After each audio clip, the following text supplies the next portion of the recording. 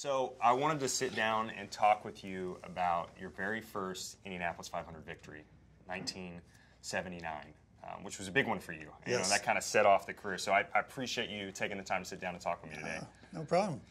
79, I hope I can remember all of it. It was a big year. It was a big year. Actually, you know what? Before we start, though, I just want to channel 1979. I want to get into the mood. So I just want to feel right for this interview. Oh, that's perfect. This just makes me feel like I'm there. You know that I do remember. Do you remember this jacket? Yeah, absolutely. So that's great. What made this so iconic? You know, this look, this jacket. Was it because it was your first win, or was there, you know, a certain part of that time, that era? What made this so timeless for Penske?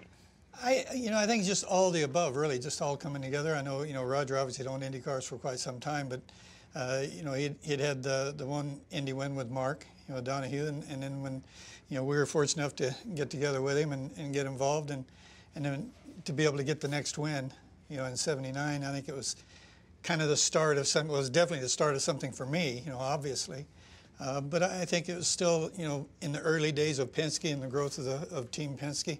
And I think all this, the older style badge and all that, and, our sponsors, it's just. They don't make jackets like this No, anymore, they don't. And of course, white, with Penske and the way he does everything. So it's just a great combination. You know what?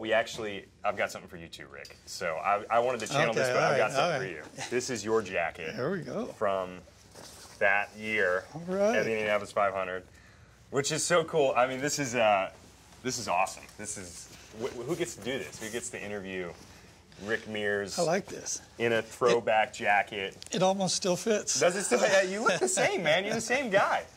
Did you ever think, in that moment? I mean, if you can remember back to '79, did you ever think that was going to start a run of 6 poles, 4 wins, and everything that it did? No, I had no idea. And I didn't grow up around the Speedway. I didn't grow up around Indy cars.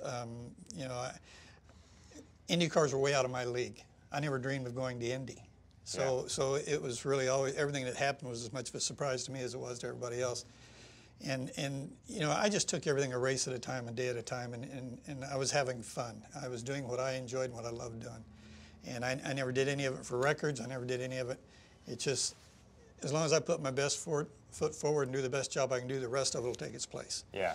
And I didn't do anything different. If it was going to be a second win or a third win or a first win, I didn't do anything different in the car because I felt like what I was doing is what got me there. Well, Rick, this was a joy for me. So nice to interview. Well, thank you. Thanks for talking about that year. year. Super special, and I hope everyone enjoys this. Thank you. And thanks for the jacket. Yeah, it's yours, man. Yeah, I feel cool wearing it too. I love it.